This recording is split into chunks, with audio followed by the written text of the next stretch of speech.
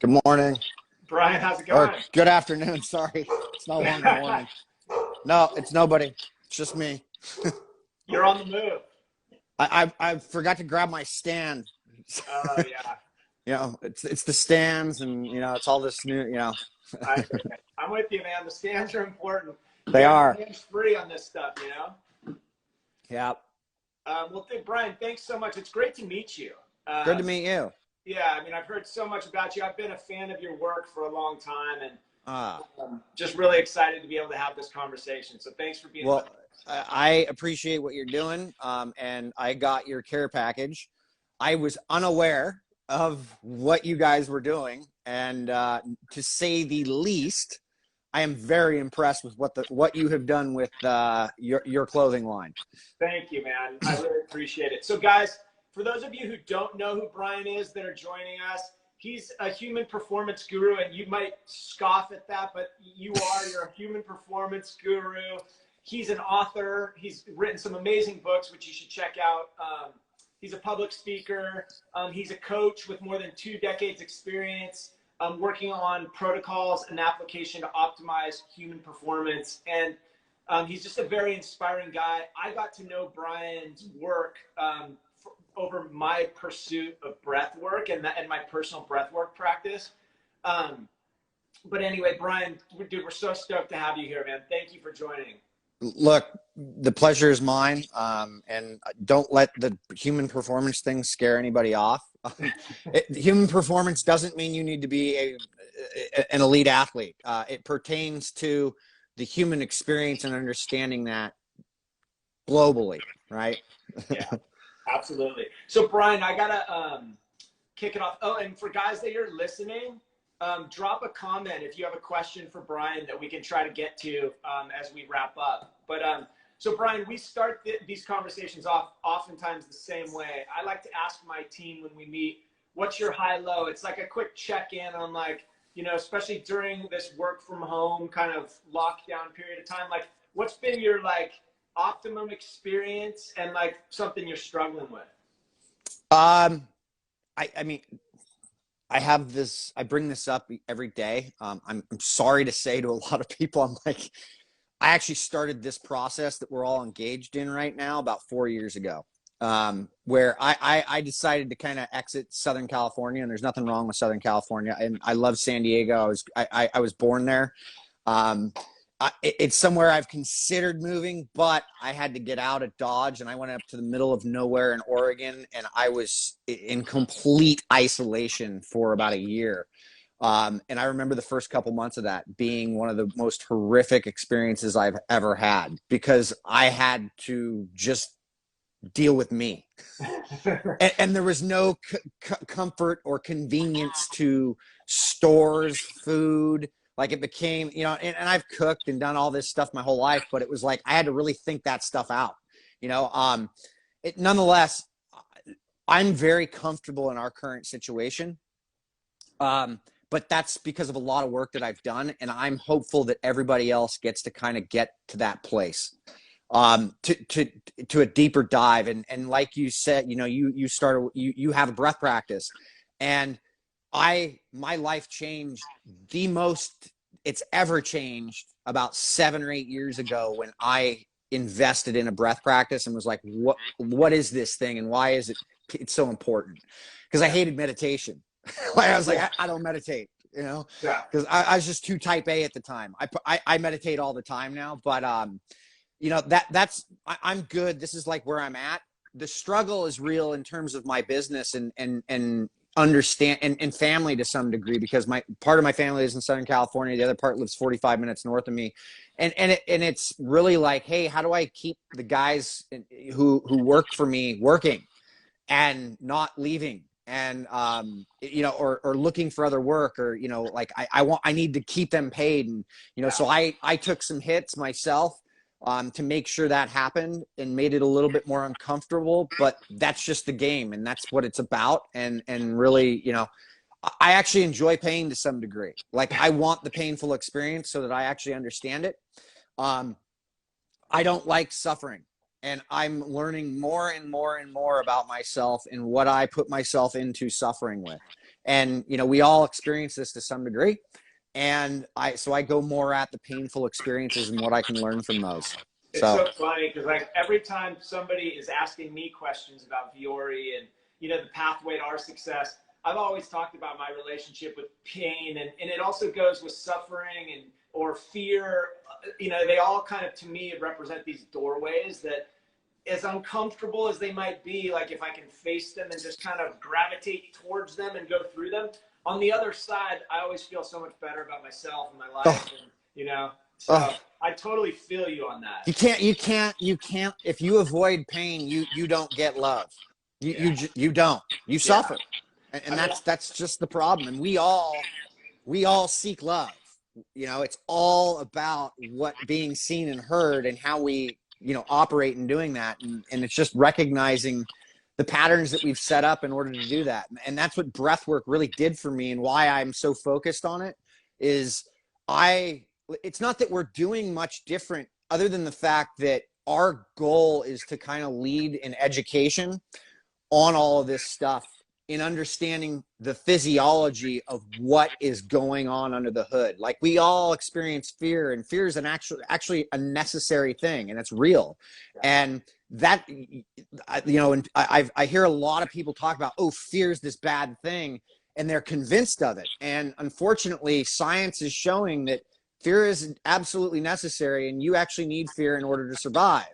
It's a healthy dose in understanding fear, right? And so it's, you know, fear is a primary emotion for a reason. Primary emotions are evolutionary, and that means every animal basically experiences them, other than like reptiles, who are basically just brain stems. You know, and, you know, my dog experiences fear, experiences sadness, experiences being happy. You know, she has these things for a reason. What she doesn't have is that critical thinker. Which is very good for guys like you and me, in like, oh, hey, let's explore this and be creative. I want to create a new brand in this clothing, and I want to do this thing, and I want to do it well. And that's awesome. What it also comes with is I can actually trigger emotional responses to things just by overthinking a bunch of shit.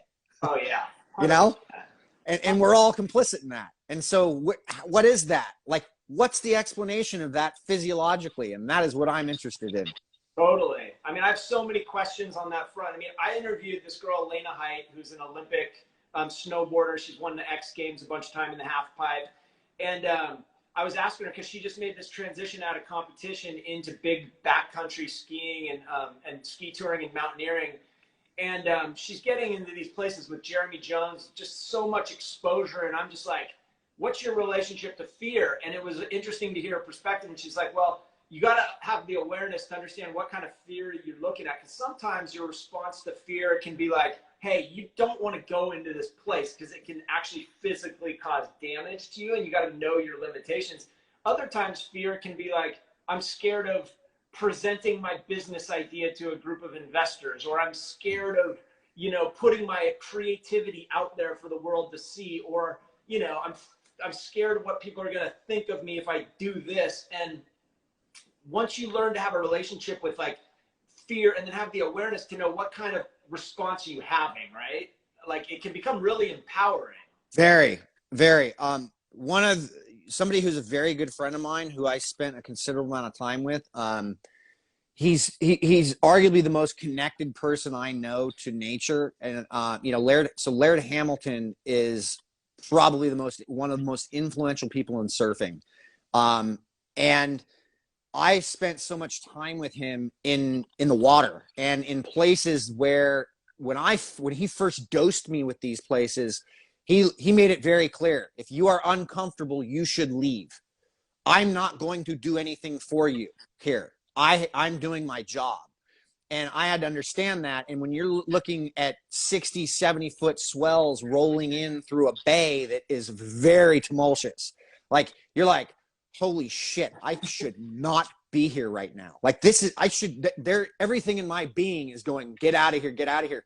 But I watched him, and I saw how he managed fear. And he has a saying, what makes you believe I'm not the most scared person in the room? And that's what he believes, is that he is actually the most fearful person in the room. He's so fearful that he deals with it. that he actually looks at it and he takes the time to understand it, and he'll never do anything that's outside his ability to stay in control. Yeah. And that's a profound thing. And a lot of people don't want to spend the time to understand that. And I think what we do is we get caught up in our daily lives and the things that we spin up. And it's like, I got to present my business to somebody, you know, or a bunch of investors. And it's like, you can only do what it is you're good at. Yeah. And you can screw that up if you overthink it. Totally. So what else, what other choice is there? Right. Yeah. It's like, and recognizing we all go through it, right? I interviewed Jason Mraz, who's a friend of mine, and asked him, what is it like to play in front of an arena? I'm like, do you ever get nervous or scared you're going to forget the lyrics? And he's like, dude, every single time I go out and play, I'm freaking shitting my pants, you know? And it's like, it's a life practice. And one of the reasons I was so excited to talk to you is because you're a true student of life. You know, as I like to believe I am too. I'm constantly on the pursuit of just a deeper understanding of myself and trying to figure out how I can navigate all this stuff. Because for me, it wasn't an easy path. Like when I grew up, I was shy as a kid, and then sports kind of gave me confidence because I happened to be good at them. And that led to confidence. I was always scared to go talk to a girl. And then like, you know, like it's just my relationship with fear and anxiety has been this constant presence in my life. And I still have that relationship kind of almost every day, but I keep finding that. And that's why our business's whole thing is the rise, the shine. Because it's like the obstacles aren't going to stop presenting themselves, but it's like your relationship with them and finding a way to keep momentum through these things. And then the shine is like, how does it feel when you like prove, when you show yourself what you're capable of, or you know, like we're all huge fans of the human spirit and watching us, like whether you're running, and I know you've ran some hundreds, like, I mean, I can't even imagine the mental state that you've got to get in to take that on, and the pain and the feeling that you get from going through that. And then probably what it feels like on the other end when you accomplish it, right? And that's it, man. I think that's beautifully put. I mean, it just, that's how it works, is that if you don't go into these painful experiences, and when I say pain, I'm not talking about like getting stabbed or falling down and hurting yourself, although that can have a part in it. It's like, you know, I mean, I've dealt with race car drivers, and, you know, it's like you crash in a car, you know, hey, the best thing you can do is understand exactly what just happened, the mistakes that were made. Is there any physical trauma? And if you can get over the physical trauma, or it's not too bad, get right back in that car. Yeah. And drive, man, and drive fast. And I mean, there's movies made about this shit, but this is, you know, this is getting back up on a horse after getting thrown off. This is getting back on your bike after going down and breaking an arm, or, you know, me going up on a jungle gym and basically breaking my neck and like almost breaking my neck and being paralyzed and coming to and being like, okay, there's new game in town. Yeah. And how am I going to play this game? And how am I going to, you know, impact the people around me with this, because this is a very detrimental thing. And those are the thoughts that are going through my head, because I've done the work to actually get there and not go, fuck, my life is over. I can't walk. I can't move. I can't do this. Like, okay, does that help you in any way, shape, or form, Brian? Like, does that help you? And that didn't help me. And so I got up, I figured it out. I'm walking, whatever, but I got back on a jungle gym with, you know, the kids. And it's like, I don't want to be affected in any traumatic way about that. So dude, I got to talk to you about that. I was going to kind of get that later in the conversation, but I'm really curious because you brought it up. I mean, so I just fell off my mountain bike and I tore my supraspinatus tendon, and I had a bunch of surgeons recommend surgery. And I was like, my intuition was like, don't get surgery, wait it out. But it took me, I'm like 8 months in now. I'm back on my bike. I'm doing all the things I love to do again. But it was a very mentally challenging experience for me. It was the first time where I've actually had a limb that doesn't function, and I'm completely out of the game for a long period of time. And it was very mentally draining. I mean, for your experience, I mean, you like were pushed to the brink of like what every human being that especially embodies their physicality, like, you went to that darkest place where you like probably didn't know, like, am I going to return from this? I mean, what was that like mentally? And like, was there anything you kind of, I don't know, any practice that you did that maybe are helpful for people that are going through hard times right now? Oh yeah, for sure. I mean, so look, you know, I mean, the biggest issue that we have is that when we get confronted with something disastrous or we view as disastrous, it's like going into the gym for the first time and never deadlifting and asking to deadlift 400 pounds. You know, we have this fascination of trying to be Michael Jordan when we just picked up the basketball, right? And that's cool. And that should drive you to creating goals. But the simple thing is that I had spent enough time with breath work to where when I woke up on the ground, because for those that didn't know, I went up an 8-foot ladder playing tag with my nephews and went directly into a bar that compressed my spine. And I went lights out and fell off, did a backflip, woke up on the ground, and I was paralyzed. So the first thing that happened was I recognized the fact that I couldn't move and that I was paralyzed. And then what was the safest thing for me to do, and I felt that taking a deep breath and controlling that breath was the best thing I could do. And so I just drew a deep breath in, which hurt. And I felt pain in that, but then I controlled it on the out. And as I continued, I was slowly exhaling and slowly inhaling and controlling my breathing. And then I asked my nephews to get my sister and get her over there, and they didn't really freak out because I wasn't freaking out. And so when my sister got there, she was like, "What are you doing?" And I'm like, "I'm paralyzed." And she was like, "What?" And you know, I was just like, "It's okay. Just call the paramedics. Whatever's gonna happen is gonna happen." But I wasn't dead, so like, were you scared as shit in that moment? Only in that. I just didn't want my niece and my nephews freaking out, because I understood what happened, right? Like, and look, I mean, I'm walking now. Like, you know, I don't really talk about this that much, but it's like, and there's no trauma around it because I dealt with it right there, right? Like my body like handled this, and you know, I instantly was just like, okay, I know what a spinal cord injury is. I've studied human anatomy and biology for fucking 20 years. So I know what this means. Like this is not going to be a fast road, even though it became a fast road. Right. Like, so I literally inserted new game. What do you get to learn every single day? Like, how can you improve yourself? And so I started studying shit, and I'm like, how do you deal with it? Like, and the weird thing is I had to go into emergency surgery. They went in, got it out, and like did all this stuff with my neck to release pressure. And nobody brought up the fact that I had a concussion, and I concussed hard. And, you know, that was the most difficult part, was because my brain changed, and I had gotten depression for the first time, and I didn't understand what that was. Like, I was like, I didn't want to do anything, and I've never not wanted to do anything. So I was like, what is concussion? What are the fastest ways to accelerate the healing of a concussion? Oh, better aerobic activity. Well, I got some things I can do with that.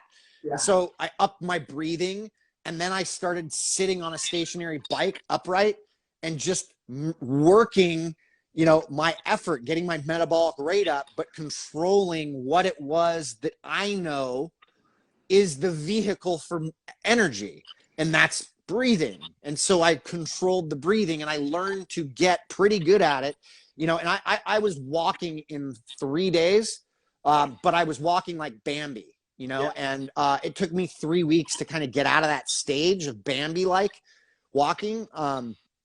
You know, and I wasn't allowed to do a lot of things just for everything, but I mean, surgeons are surgeons, and by and large, I met a lot of surgeons, and I had a lot of friends who introduced me to really high level surgeons.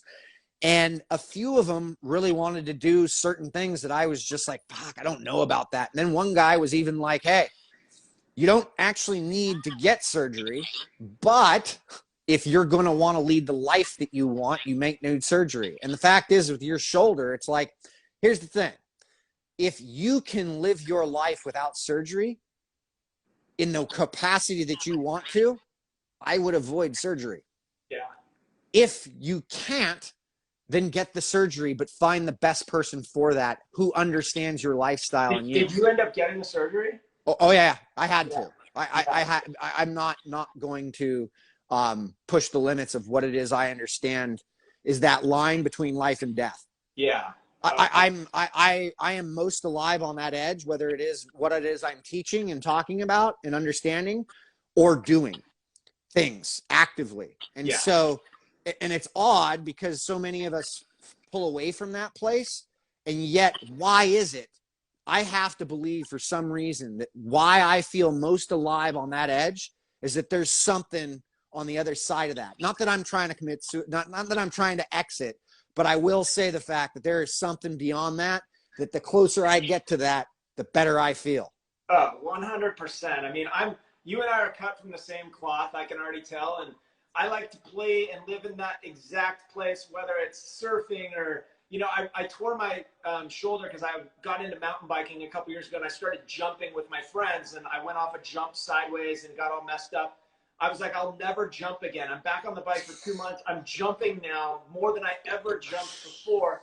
And it's like, I want to talk to you about that for a second, because like, I'm always kind of curious to know, like, when is my ego interfering with like longevity? And you know, like, I personally never got into CrossFit. I trained a lot. I know you were really instrumental and a huge part of CrossFit's heritage. I'm curious because I know like now CrossFit's got a bad rap for, you know, being dangerous and injuring people. And, you know, I actually got into yoga, which is what led me to Vuori. And I had about a 10-year yoga practice. I was very, very devout about my practice. And I've also dealt with like an unstable pelvis, and I've had some SI issues. And all of a sudden, like, I noticed my back was like deteriorating.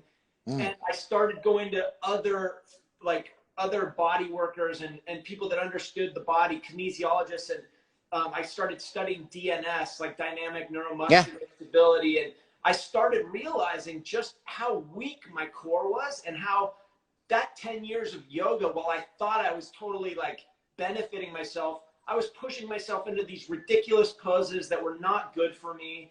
And I was like, man, I was so ego driven through that whole thing, like trying to like hold the longest handstand and put my body into these positions. And now I have a much more gentle practice that I do every day, which includes breath work, but I've never felt better. I've never felt more limber. My back's never been more stable. So anyway, going back to like what you brought up about like living your life right on the edge, bringing in this idea of like CrossFitters and like the danger around it. It's like I've kind of come to find that what's really dangerous is our own egos and our own desire to push ourselves right up to that line, whether we're working out with weights or we're in a yoga studio. Like, what's your relationship to that? And have you found any wisdom within it? Yeah. Yeah, it's funny, Joe, because it's like I'm hearing you, and you're using a term like yoga, right? People don't think of yoga as this intense thing, and I have so many conversations around this, whether, you know, I could be talking to a military operator, right? I could be talking to a cop. I could be talking to a firefighter. I could be talking to a mom. No matter where you go, there you are. And understanding your ego is going to be at the front of that. So it doesn't matter if you're in yoga or CrossFit. You got to understand there's nothing dangerous about CrossFit. CrossFit's just functional movement at high intensity. If you don't understand what that means, that's on you. Yeah, totally. You know? And so if you don't want to go if you're not comfortable going fast, by all means, slow down. Yeah. Right? I know how fast I like to go really fast, but I have to slow down a lot to understand how fast I can go. Yeah. And so when I'm on my mountain bike, I do things that most people that I know don't do, right? Now, there are plenty of mountain bikers out there that are doing things I won't touch because I understand I don't have the skill level to go there, right? Yeah. But, you know, what's interesting about yoga is that in today's day and age, we don't actually even understand what yoga means. Yoga comes from a word that means yoke, which is about plow, right? And about tilling a field and coming together, right? And so yoga we look at as this thing that is in a room with a mat and an instructor and stretching. And I know people who are direct descendants from the dude who brought yoga to the Western world, right? So Iyengar. And Iyengar was gnarly. There isn't a person around today that could probably handle what Iyengar was doing in terms of yoga, because we're so sensitive to it's too difficult, I don't want to get hurt, which means I'm afraid of pain. I don't want to push it to understand what's going on or take responsibility for myself for understanding what that limitation is, right? And so I look at CrossFit as just another expression of yoga, or I look at mountain biking, or I look at lifting weights in that capacity, or I look at anything I'm doing as a practice. What do I want to learn? And what about myself gets uncomfortable in this situation, right? And I did some crazy workout on my bike yesterday. It was this big old test where, I do 2 7-second all-out efforts, a 5-minute all-out effort, a 20-minute all-out effort, and then a 1-minute all-out effort, all in one workout, right? And there's rest between it. And I'm only sharing this because in those, the 5 minutes and the 7 seconds are I'm fine to go kill myself with that, right? But then I got to do the 20 minutes. And I start the 20 minutes and I'm like, all right, I know where I should be holding this. Why does this hurt so bad right now? And I'm only 3 minutes in, right? And so all of a sudden, this thinking starts to do its dance. And I start convincing myself of like, you should back down because, this might start to hurt or that might start, and we start to get into this thing that we get into in any uncomfortable situation, meaning the conversation I might be having with my girlfriend or spouse that I'm avoiding or trying to insert my whole thing on because I'm afraid of being wrong. That's the same bullshit you're coming up with on that bike when it's getting really uncomfortable. Yeah. And it's up to you to start to recognize that. And so what does that look like? And for me, it's like, oh, my breath was telling me this was going to be bad just a second ago, and I wasn't paying attention to that. Yeah. Totally. And that's the beauty in it is I've got that thing. And the reason I default back to that whole thing with breathing is because this entire existence is about energy.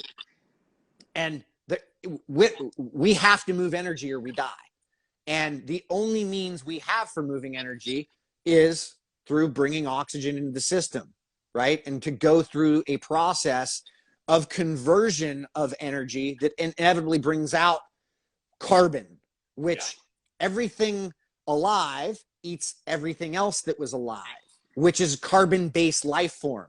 So we pull O2 in and we stick things in our mouth in order to eat them to break down the carbon that the oxygen we brought in breaks down, whether it's fat, carbohydrates, or protein, right? And this, I know it might sound trippy, but this is exactly when we start to get uncomfortable with how this energy is flowing, we start to have reactions upstairs as to, I don't like the way this feels right now. I'm feeling challenged and threatened. This is a survival mechanism. I don't realize that. I'm not in any position that requires surviving right now, but I'm using these skills that I've developed for being a human being in this situation. And it's like, hey, it's just energy that's flowing right now. And the energy you're starting to kick is really up there and you're becoming very sympathetic dominant, which means you're not going to be able to navigate this as well as you'd like to. Yeah, 100%. It's so funny. Like when you talk about energy, I truly believe that like some of the masters who are either have passed on or are still here with us, I feel like mastery, a lot of times those people, they may not even be like somebody you would identify as like a yogi or somebody that's even that self-aware, but you can watch certain people and their relationship with energy and how they navigate those situations, and they're just naturally gifted at it, and it leads to like some form of mastery in their life. And then you have other people who spend their whole life in books and literature and like pumping knowledge into their brain, and they're more disconnected from it than ever. It's just an interesting perspective. But I'm curious for you, Brian, like how did breathwork come into the picture? Because I want to talk to you about kind of human optimization. I also want to talk about breathwork, which I know is kind of a part of it. But first, like, how did you get into breath work? Like, how did that come into your life? I balked at somebody handing me a training mask, that, you know, a resistance breathing device, because it said elevation training mask on it. And I said, I had altitude machines. I understood, I studied altitude enough to understand it's a pressure game, and that's why we don't absorb enough oxygen. And it's the mask, by looking at it, wasn't changing pressure. It was just resistive, right? But I put it on anyway. And I put the thing on, and when I drew a breath in, I went from here to here. And I was like, oh, I just found the most important muscle in the human body. Yeah. And how far into this was your, like, where were you at in kind of your pursuit of like wellness and optimization at this point? This was like seven plus years ago, almost 8 years ago. So, I mean, I had written a couple books. I was about to wrap up my third. Performance had been at the epicenter of everything we were doing, meaning we were looking at performance for endurance and, you know, CrossFit athletes. I'd worked with a number of fighters. I was working in the big wave surfing and surfing communities. You know, a lot of the action sports as well.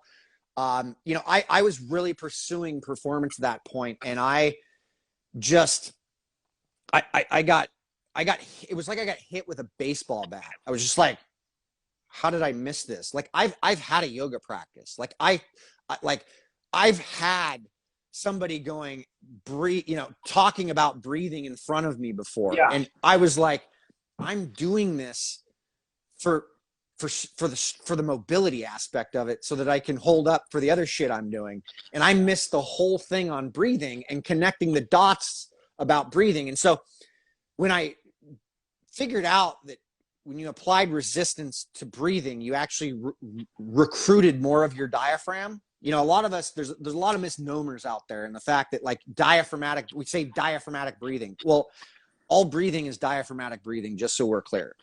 Nobody is not using their diaphragm. Everybody is using their diaphragm. It's to what degree. If you're not using your diaphragm, this is called Odin's curse. And this is something where you don't have the use of this, and you'll need to be on an iron lung because you're going to die. Yeah. Okay. But most of us are so incomplete with how we're using the diaphragm that I got a re-education real quick as to why it's so important. And that is because of energy, right? Because this muscle is responsible for pulling air into a couple of elastic bags that have no way of getting air into them, right? And our rib cage happens to be the most elastic place in the body in terms of where there is a skeletal juncture, right? And it opens up for us to draw that air in. So that's why it becomes the most important thing. The brain has to have oxygen, right? So this is the vehicle for everything that's going on in the body. I need oxygen in order to digest food, right? Like the whole thing. So it became this thing. And then I was like, wait a second, after, you know, a year or so of playing around with this and getting it to people, like having my athletes use it in a warm-up, we were seeing incredible results with warm-ups, with control, all this stuff. I was like, wait a second, we've got a resistance breathing device on our face. It's called a nose. Yeah. And we're not using it. Why? And I started researching that, and I read a ton on things, and I'm like, wait a second, we don't even talk about this in the medical field. Yeah. Like, they're not, and I mean, I have medical books, like they don't, breathing is breathing. It's just mouth or nose. And it's like, why aren't we talking about that? And then you start looking back on history and, you know, looking back on how cultures developed and what they did. And all of a sudden you're, oh my God, like there's actually books out there that were written in 1867 about this stuff, you know, that nobody batted an eye about. And then when you look at the nose and the structure of the nose, you start to understand, oh, this is how we clean air. This is where the immune system begins.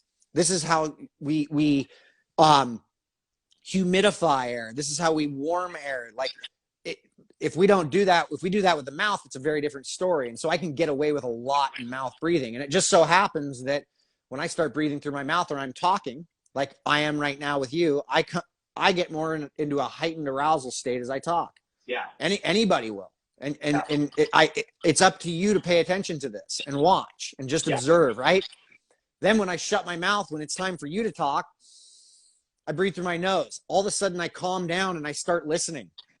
Totally. Right? And I start hearing, if I'm not calming down, I'm doing things like, and my mouth's open. So when my mouth opens, I'm lean more sympathetic. And when my mouth shuts, I'm more parasympathetic in tone because I slow my respiration rate down.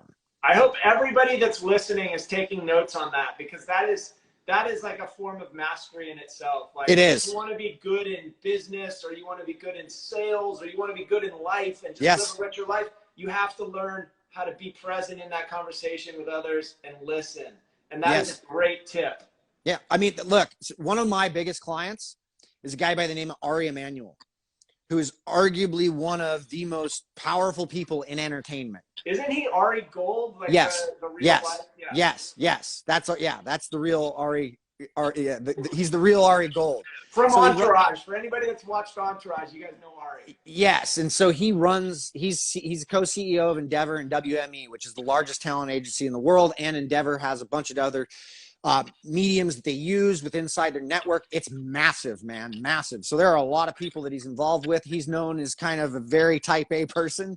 I mean, he's been working with me for 5 years, and it changed I've had his entire C-suite say thank you to me for what he's been, because he's changed. His physiology's changed. His nervous system has changed because he's implemented this stuff. And if you want to be better at sales, yes. Oh yeah. Yeah. Yeah. I integrated breath work for him because he was interested after reading about me in some book, in a book that Scott Carney did, called What Doesn't Kill Us. And he wanted to understand the breathing and do it. And so I went up and met him and showed him, and he was like, what was that? And I was like, this is you in control. Yeah. And he was like, holy shit. I've struggled for a long, I don't know how to, I'm terrible at meditation. Right. And so anyway, he's one of the corporate guys, and it's like, this is the impact it has, because I insert myself into these worlds to show people how you're actually better at what you're doing. Like, you want to be more creative, you want to be more parasympathetic in tone. You have to be. If you're sympathetic, you can't be creative. You can't think outside of this. Yeah. You are just reactive, right? And that's the problem with us in society. And so I show people how to actually manage their physiology and nervous system, and how stress is actually mandatory.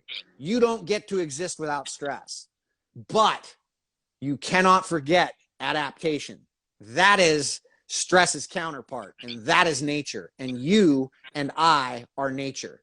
We like to forget that. We like to think because we're in this room, in these rooms, and on this technology, that we're not what's out there. Well, that's the wild, and we're actually designed to be out there. We just forgot that. 100%. And so what we're doing is running around with the skills of what came from out there in this box. Yeah. So we better start learning how to manage that biology real quick, because technology and medicine are going like this, right? And we're on this thing down here, understanding our biology. And you know, look, yoga's been talking about it for 5,000 years. There's a reason why it's the oldest movement practice in the world. Yeah. Everything. It's different because, you know, I had a 10-year yoga practice, and my mom meditated her whole life. So I kind of, in a lot of ways, was comfortable with it, although it didn't really work for me because I was very type A and very sympathetic, to your point. Mm-hmm. And I would sit there, and I had a 2-year meditation practice before I found breath work. And for me, it was Wim Hof that kind of opened my eyes. I watched the Vice documentary, and I was like, what is that? You know? But I, the meditation that I was doing was great, but it was really hard for me to get out of that sympathetic, and it would take 20 minutes of work before my breath would kind of drop into a more parasympathetic, rhythmic flow. And I would start feeling like I was really getting the benefits. For me, when I started doing breath work in the form of the Hof style and the retention, it would be like I could do 15 minutes of breath work and I was like transported to another place. Like I had never felt so calm in my skin in my life.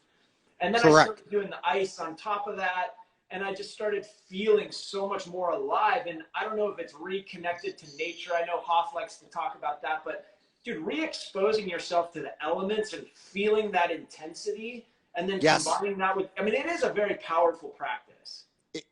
Yeah, Wim Hof. So I spent a considerable amount of time with Wim. We were very close for some time. You know, Wim is advanced breath work. Like that is very advanced breath work.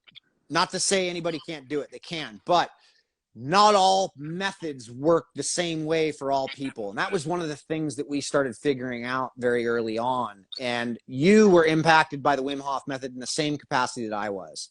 I was like, holy shit, I've never felt this good in my life and calm, right? Yeah. That's how you're supposed to respond to a high stress practice like that. They call that breath of fire, Kapalabhati, in yoga. And it's these pranayamas are very important, but they come with very stern warnings, and for good reason, because they can do very powerful things to the body. One of those practices is holotropic breathing, and that is becoming very hot right now. There are a lot of people that are getting into trouble because of this stuff, because they don't understand the physiology behind it and where their own physiology is. Can I ask you on that subject? Because so at Vuori, we have like a studio in our HQ, and we bring people in. And I went through yoga teacher training, and we had a course on holotropic breathing, and then we brought in this group that guided everybody that wanted to participate in our company through holotropic breathing. And we all kind of had like this similar experience where, you know, it's like the same feeling you kind of get with Hoff breathing, but like to the extreme where you literally can't move your hands. You're completely seized up. Yeah. It's almost uncomfortable, but then when you come out of it, it's like such a beautiful feeling. I've always wondered, like, is that healthy? Like to go to that place? Short, like, look, it's like, is eating mushrooms healthy? Yeah. We're finding out it actually can be. Yeah. Right?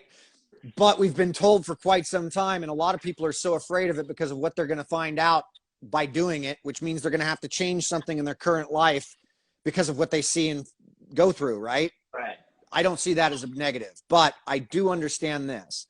Certain people, because of how the physiology works, should not be practicing things like this. Things like heart disease, right? So what happens when we hyperventilate at those high rates? Just understand there's a big difference between hyperventilation and superventilation, which holotropic Wim Hof is are superventilation practices. These are above and beyond, and I'm intending to create something out of this. So we are the only species that voluntarily creates stress in order to create an adaptive process, right? Right. That is what should happen if I induce into a hyperventilation practice. Is I should have this response to high sympathetic that falls out and becomes very parasympathetic and allows me to clearly experience what my body feels, which can be very good at times.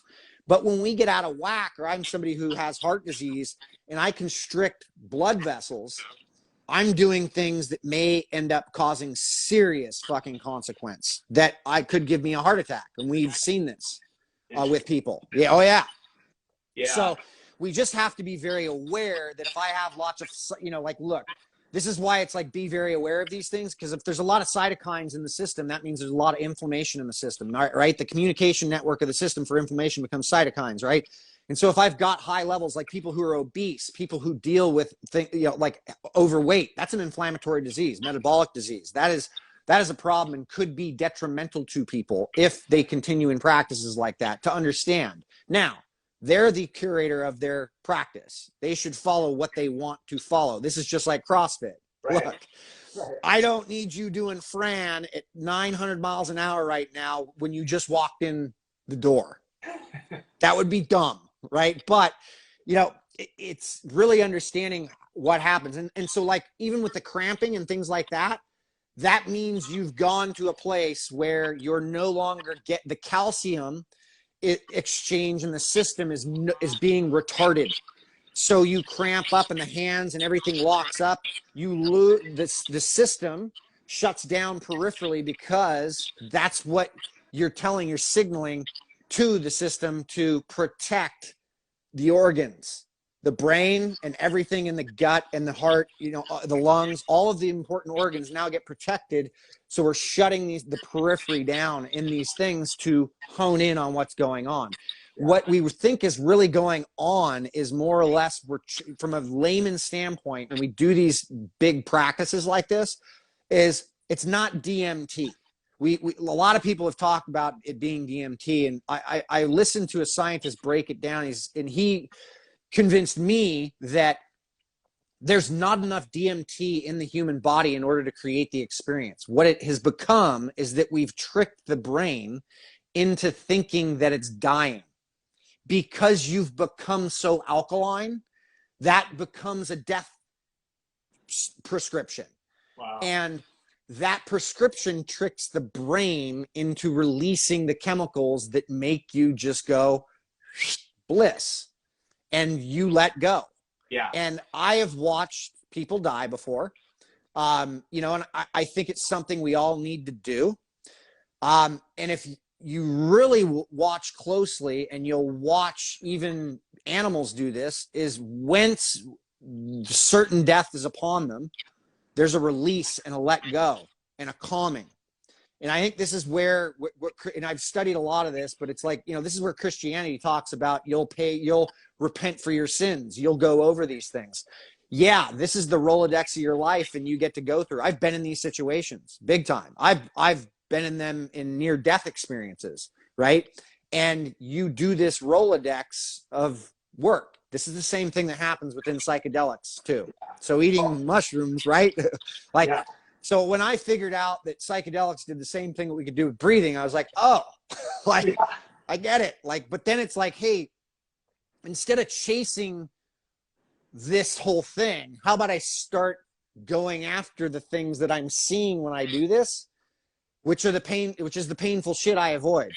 Yeah. And that became the big catalyst in all of it. And so I think these practices have a lot of warrant to them, but need to be with caution. Yeah. A caution that's not going on right now that should be. Yeah. I highly recommend, anybody that, and work with somebody who's highly skilled and can help guide you. But I do highly recommend to anybody that's interested in living an incredible life and wants to maximize their explore the depths of their being. I highly recommend, whether it's I'm not going to recommend people go out and have a psychedelic experience. That's up to them to decide. But breath work, for me, I've done DMT and I've done, holotropic breathing, and I've had a breath work practice now for several years. And I can tell you almost get to the same place. And they're both very, very beautiful, incredible experiences. But I highly recommend you get in touch with Brian or somebody in your local community and explore it, because it is a very, very, very powerful thing, and it's completely transformed my life in a lot of respects. So as it should. But look, the most basic fundamental thing people can do to change or alter their being is what we teach is principles. We don't have any methodology that we are invested in, because I think that once people understand principles, then they can head off into the methodologies that are out there and understand, oh, this does this, that does this. I just posted a good friend of mine, James Nestor. He's got a book coming out this month. It's called Breath. And it is going to explore the history of breath and where we got lost. And this is why he and I became so close, because we actually grew up and went to the same high school. We had no idea. And he explored this from the historical complex, and he heard about me, and I ended up hooking up with him. And I'm like, look, here's what we started figuring out. And he's like, dude, what you're figuring out right now is all this stuff that I've done. I've found out where it got lost. And it's just fascinating. I posted something today on Tumo. And Tumo is a practice of learning how to heat up the system. And Tumo practitioners are the monks that actually would sit in the snow and take a sheet dropped in a cold river, put it on their back, and they wouldn't leave until they heated it up until it was dry, right? And how does somebody sit in the snow for that long? Well, how does Wim Hof sit in the ice tub for so long? Turns out that came from Tumo, right? And so it's learning how to get the body to do things, and you can through these processes, you know? And so the most easy thing to really understand, back to my original point, is the difference between nose and mouth breathing. And that is the foundation of all breath work, is understanding the difference. There is a time and a place for mouth breathing. When is that time? When I'm talking and when I'm putting out enough metabolic output that it requires that. Yeah. Right? Yeah. Anytime else, my mouth should be shut and saved for what it's good at doing, which is digesting food, the first stage. Yeah. Right? It's and funny, so I've always struggled with this. Every time I exercise and get really elevated, my nose like locks up, so I can't breathe through my nose. So I don't know if I need to like explore like a surgery or what, but I just literally like immediately can't breathe through my nose once I get to that place where I'm like really pushing it. Have you taped your mouth at night? I haven't. Okay, I would start there just to start to get things flowing more. What sounds like it's going on is just do you know if you have allergies? What sort of allergies? Very mild allergies. Okay, mild. So yeah, I would bet that it's just a stress response then. Yeah. What we've seen is people's allergies actually go away, if not completely, pretty back down to mild, because you're integrating the immune system, first response, right? And secondarily, the stress of the control of CO2, because look, we don't actually absorb more oxygen if, like, us just sitting here, like if I go versus I'm not absorbing oxygen any better or worse really either way. The difference is that the air is cleaned when it goes in here and my immune system goes to work. The biggest difference is this versus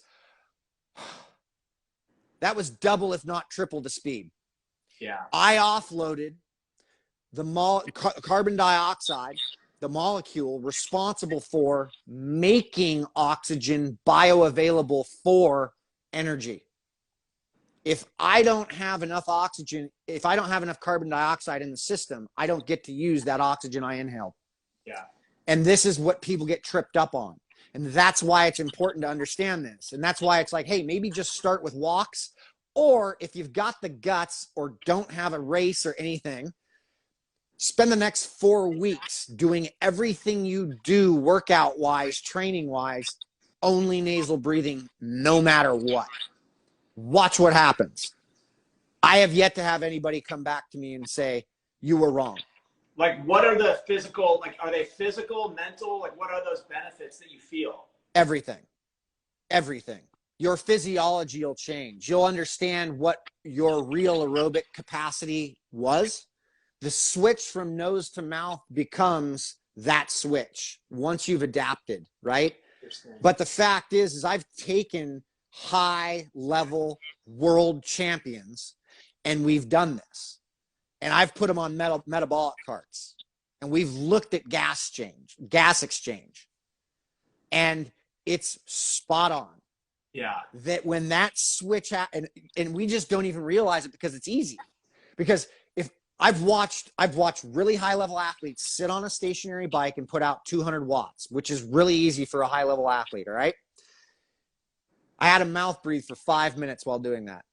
Then I had him nasal breathe for 5 minutes. Then we went back to mouth breathing. Then we went back to nasal breathing. Then we went back to mouth breathing. Then we went back to nasal breathing, just so we had enough. I've done this many times. So let me ask you this. Is it more important if you're doing that cardio for people that want to experiment with this? Yeah. Should you slow down your cadence? Is it more important to stay consistent through the nose versus getting the more like amped up heart rate where you have to break it? Yes. Yeah. The idea would be if you can keep more controlled breathing through the nose, meaning an equal in and out versus right? That's a gear 3. That is anaerobic. You're going to be pretty anaerobic at that point. What we're doing is teaching people how to control breathing, control the carbon dioxide, so that we're keeping more of an adequate amount of an optimal amount, I should say, of carbon dioxide in the cells.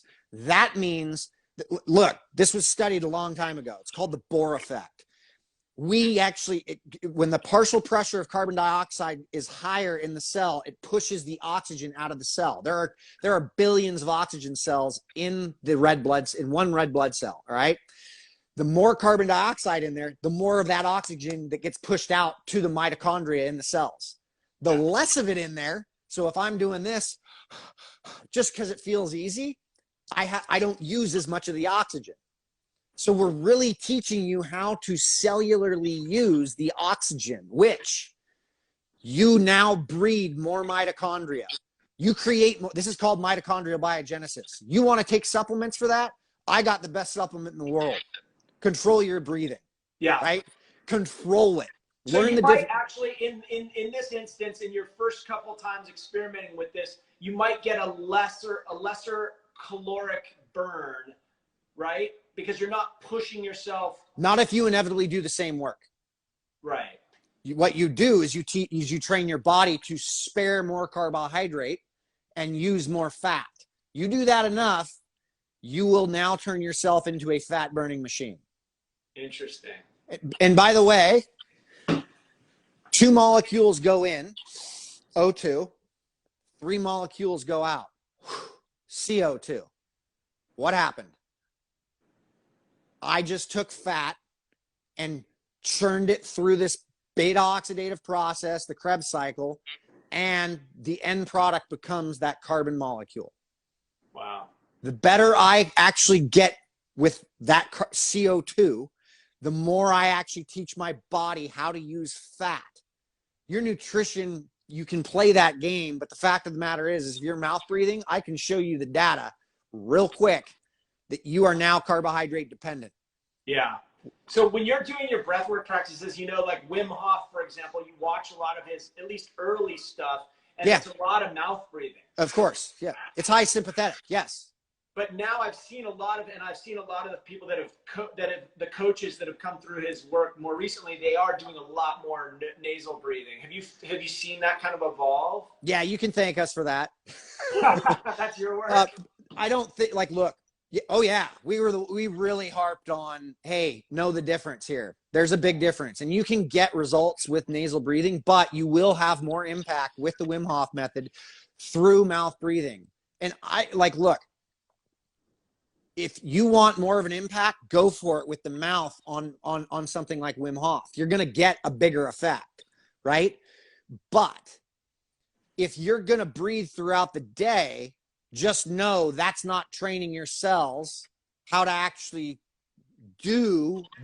create better fat burning potential, because you're actually getting rid of the CO2, right? Yeah. So you're inflating the oxygen into the cells. It's not until like a pulse oximeter right here, right?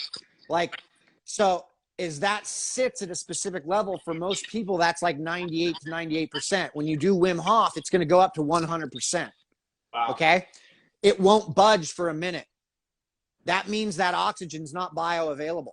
That means your cells aren't using the oxygen because there's not enough CO2 in the environment. And so this is what we'll do is we will train people how to use that oxygen, and we insert breath training into this. And this is what we do with all of our training. And this is on our subscription model, right?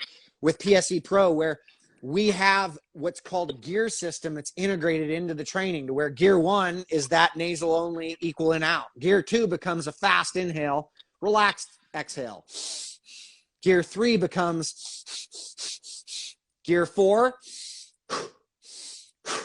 gear 5. At all points you control.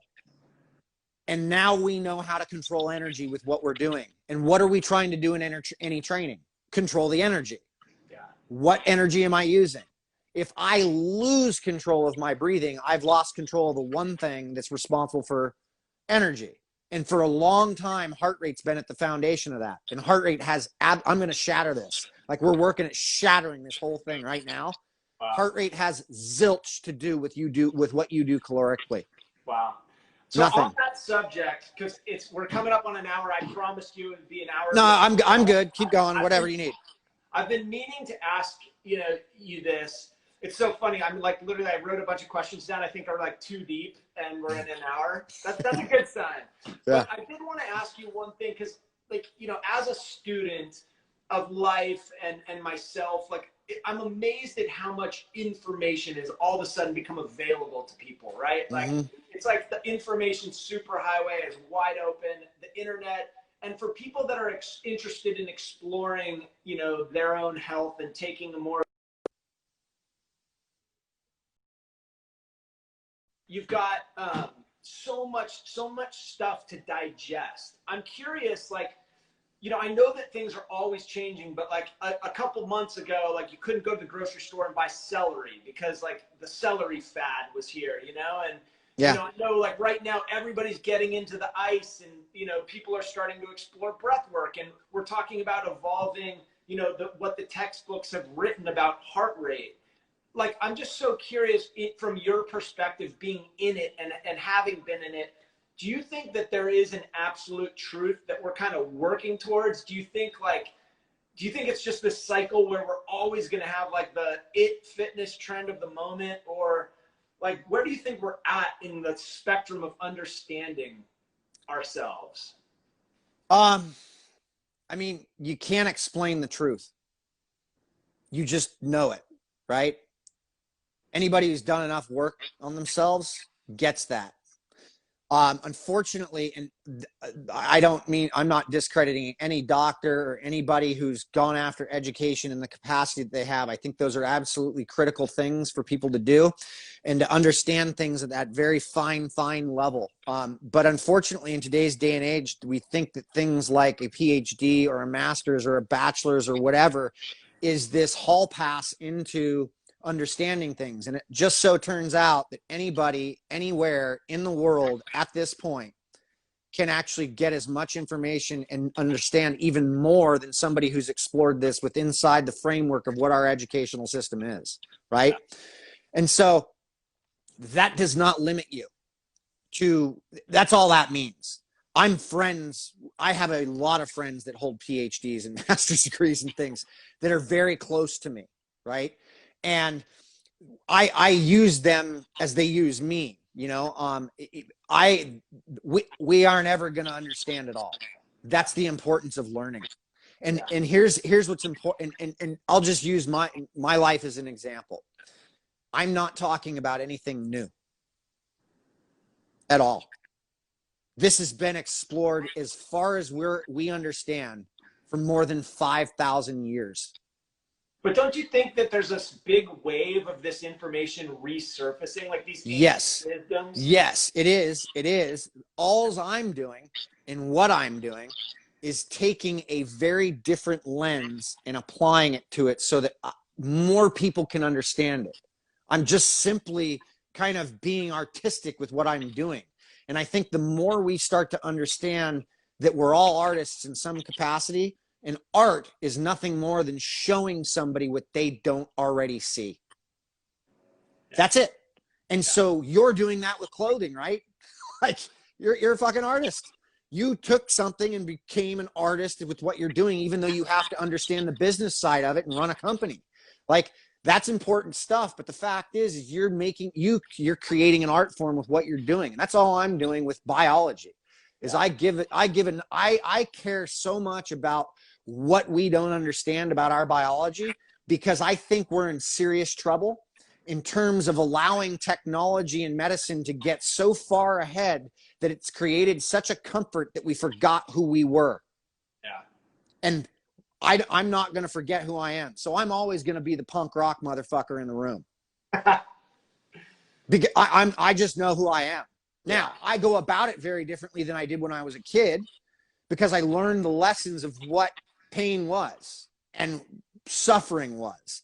And here's another way of going about it. And here's a way of looking at this and going, hey, like, we can understand ourselves and understand that we are far more capable of anything that we understand, instead of confusing ourselves and thinking that we are so advanced when we are not.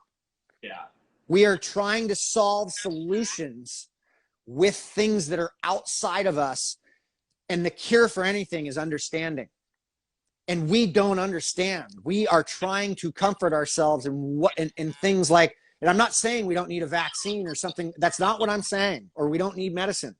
These are things for relief in high chaotic environments to then give us the time to go back and explore and understand. Yeah. And I want to understand why I feel so good on that fucking edge, and why the feelings I'm feeling make me feel the way I do and have emotional responses to them, and go, oh, wow, that leads back to anger. Anger is a primary emotion, which means when I'm angry, I feel threatened. This is something that would happen if somebody were invading my tribe or trying to kill me, or like, you know, I'm hungry. Oh, wow, look at that. I've just gone back, and I don't need to go back and look at my daddy issues as a result of that, even though those are there. And I went and explored that one. It's like, if I just take the time to understand that, and I use breathing to do that, because if I take a breath, I slow it down and I stop the physiological reactions that are occurring. Just so happens my brain is connected up to my breathing. Yeah. So it's an innate, it's this thing that's happening no matter what, automatically. Or I can grab control of it and go, maybe I need to think about why I'm having such a visceral reaction to this person I'm having a conversation with that's not threatening my existence. Yeah, totally. Right? Like, and if I just take a deep breath, I buy time. And then if I develop a better tolerance to carbon dioxide, which is that stress molecule of the human body, I then create a bigger gap for my reactiveness to sympathetic activity. Yeah. So then I have this big gap to where once I've hit that limit, I now know to go, wow, I overshot that fucker. You know, like I should pull back. Yeah, for sure. Well, you know, Brian, I have so many more things. Like, we're gonna have to do this again. I literally didn't even get into the meat and potatoes, but dude, you're a beautiful soul, man, and I really appreciate you being with us. I appreciate you speaking so openly and sharing this wisdom with our crew. Yeah, man. I know a lot of people were fired up to have you on here today. So, Joe, you got it, man. I appreciate what you're doing. Truly, I do. I see what you're doing, and I've just started seeing what you're doing. You know, and to have a conversation with somebody who's a kindred spirit and on a war path, that's, you know, you've got a mission, man, and I dig it. And you know, I resonate with that. I resonate with the people that I connect to and like I hold close to me, and you know, you guys are gonna do well. I can see it. You know, so anybody who listened to this, I'm gonna hit post right now on our subscription model. We put a lot of our higher level education, like all the videos I put out, that's the minor. There's much more details of what we do, and plus the training aspects of what we do is on PSE Pro, which is on powerspeedendurance.com. It's in the link in my bio. And if they use Vuori PSE, right, which is right there, they can get a free month of that subscription just to feel it out and see what it's like to use the breath control and the stuff we're doing. And there's a lot of impacts that this stuff has that people don't really understand. Like, I mean, I get messages every day, like a lot of them. And I mean, like yesterday I had a gal who's a mountain biker, but she's not very technical. And she's been riding with her husband who's highly technical and jumps and stuff. And she's like, for the first time in my life riding mountain bikes, because of how I've used the breath control, I stayed in control of what I was doing and felt comfortable enough to jump and go faster than I normally did. Yeah. When I hear that, I'm like, that bitch just went on the edge. Totally. And she got to experience that thing. And I don't mean that in any disrespectful way, but I love seeing that. And that's what we're trying to do, is get people to understand where they can get that a feeling of, hey, maybe I am the most afraid person in the room, but I'm dealing with that and I'm going right at it. 100%. I mean, anybody that's competed or played sports or activities at a high elite level knows that feeling of either being quote unquote in the zone where things slow down just enough to where you have awareness through the experience, versus like being in that space where you're just kind of hanging on and getting through it. And when you can slow it down just a little bit, which I do think that breath work can Yeah. give you access to, it becomes so much more empowering and such a richer experience. Yeah. I mean, that's why people love surfing, bro. Is it's like all of a sudden everything just slows down in a second when you're on a wave, and it's like it's taking for, you know, you're just like, you're in nature, man. You're an animal again. That's what it's like. 100%. Yeah. So PSE Pro, where do they go to get the app? Power Speed, or just go to powerspeedendurance.com and they can sign up right there. Sign up and just input the code, and it'll allow them to get a free month. Enjoy it. Guys, check it out. Brian, there's a lot of changes. Yeah, you know, you're welcome. Just know that there are a lot of changes coming to what we're doing. I can't exactly tell all on that. I'm just implying that there's a lot of change coming. So if people jump onto that, they're going to get a lot of stuff. Love it. Stoked, Brian. Well, we'll do this again. Yeah, thank you. Thank you. I'd love to. Thanks, all right, Joe. Brian. Thanks, bud. Talk to you soon. Bye-bye.